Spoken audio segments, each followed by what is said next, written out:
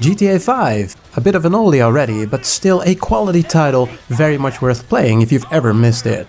Meet Michael, Trevor and Franklin, three very different yet lovable protagonists that are the centerpiece of this story.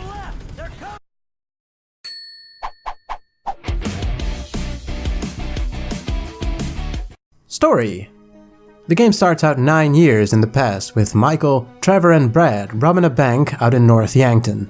Their escape plan goes wrong, however, resulting in the death of Brad and the supposed death of Michael as well. Trevor manages to somehow fight the odds and to escape the enclosing police enforcement. 9 years go by in which we learn that Michael was not dead after all, but had instead struck a deal to rat out his co-robbers in return for witness protection and the promise of a clean slate for Michael and his family. Michael, now currently residing in Los Santos, comes into contact with a small-time thug named Franklin. Since Michael has been spending the last 9 years in witness protection, living the wealthy lifestyle, he lost touch with his old ways and secretly longs for the excitement his previous life brought him. Recognizing that same lust for thrills and easy money in Franklin, he decides to take him under his wing, and due to circumstances, Michael ends up getting back in the game with long-lasting consequences as a result.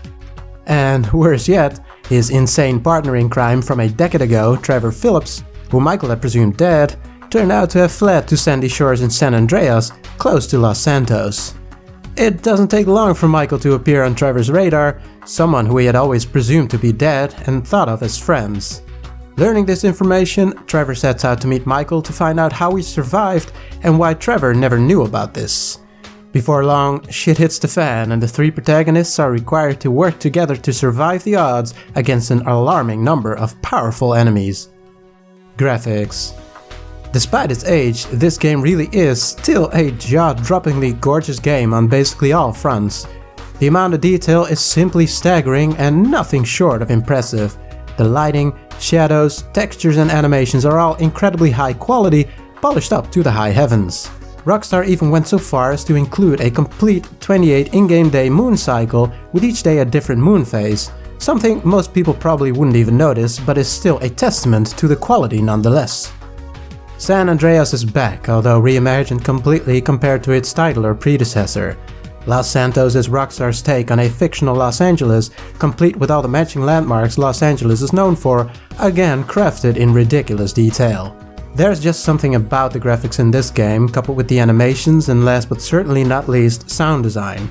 Everything in this game seems to scream top-notch production values, and it shows no matter where you are on the map, and all the little details make for one hell of an immersive experience.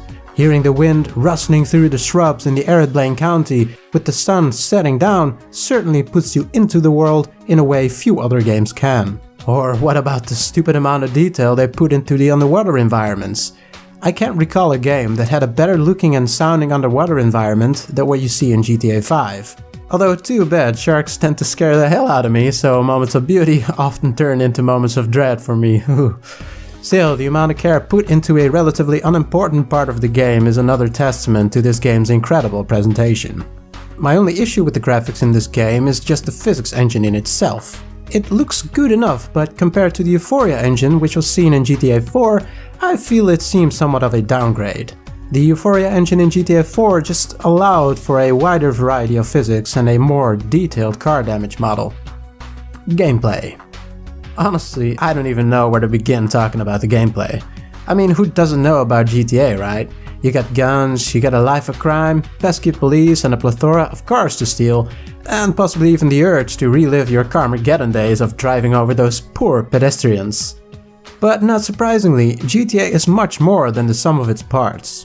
So let's first talk about the movement in this game. If I'm not mistaken, all animations are motion captured, so the feel and portrayal of movement is in general quite realistic. However, I would be lying if I said the game was flawlessly done in that regard. Nobody would ever choose to face-plant the pavement in favor of simply climbing down a ladder, although moments like these do often cause unintentional moments of laughter. Grand Theft Auto 5 is basically a crime-filled sandbox in which you can live out your most unsociable desires with the only punishment of ridiculously fast police response times. I mean, almost nothing removes daily stress better and faster than beating down civilians for no reason at all. or driving through San Andreas at a leisurely pace, taking in the sweet sights. However, often the police is not far behind, and due to their spot-on accuracy with their pistols and their uncanny ability to locate you at all times, you'll often find yourself entangled in a police chase, which usually results in a brutal gunfight. Now here is where the game shines. There's a good number of weapons, all with a different feel and effectiveness, and shooting them feels properly satisfying. The impact of your bullets, the sound of the gunfire itself, and the amount of customization makes weapons interesting and diverse. Mowing down cops, criminals, or that gangbanger that severely underestimates your gun power has a certain rawness to it. It feels realistic due to the way the impact of bullets impact the body too. Shoot in the leg and they might lie on the ground, grunting in pain. Or handle things quickly with a well-placed headshot, which feels just about as brutal as you'd expect it to in real life, I can only imagine. Especially if you like to engage in lengthy police chases, you'll notice a good getaway car is key to your prolonged survival.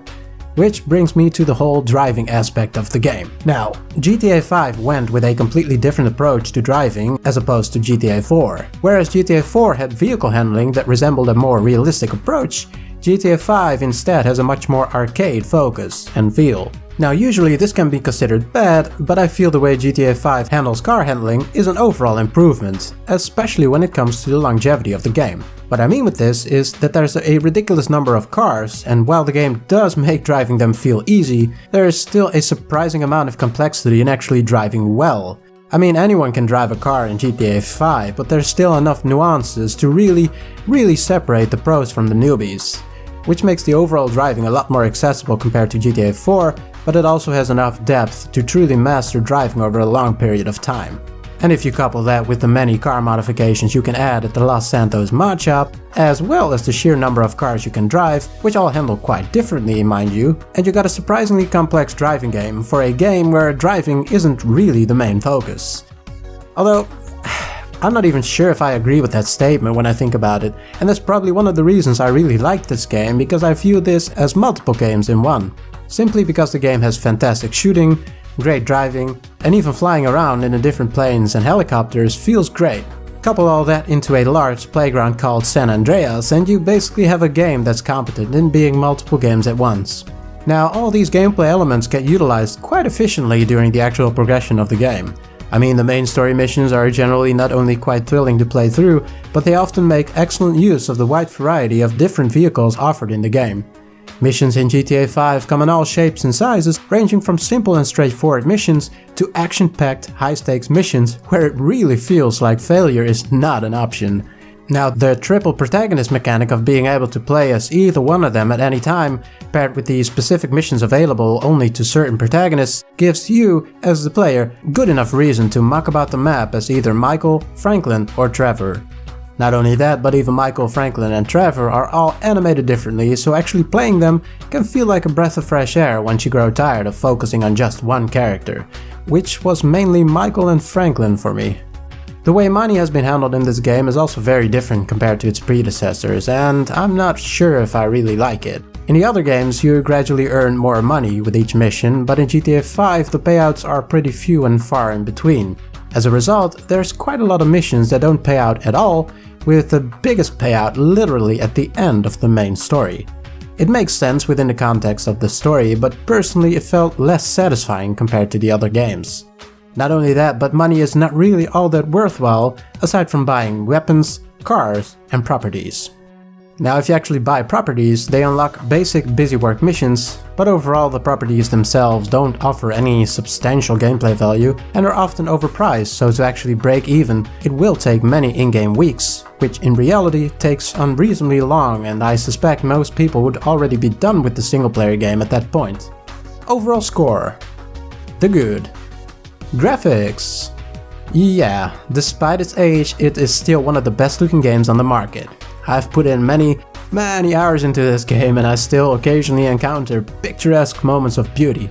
The attention to detail in this game is simply mind-boggling. Guns and gun variety. The guns feel tight to shoot and there's plenty of different weapons to toy around with. Immersion. Few games can suck you into its world the way GTA 5 can. Cars and driving. Plenty of cars, plenty of customization, and plenty of diversity in the car's handling and feel. Sound design.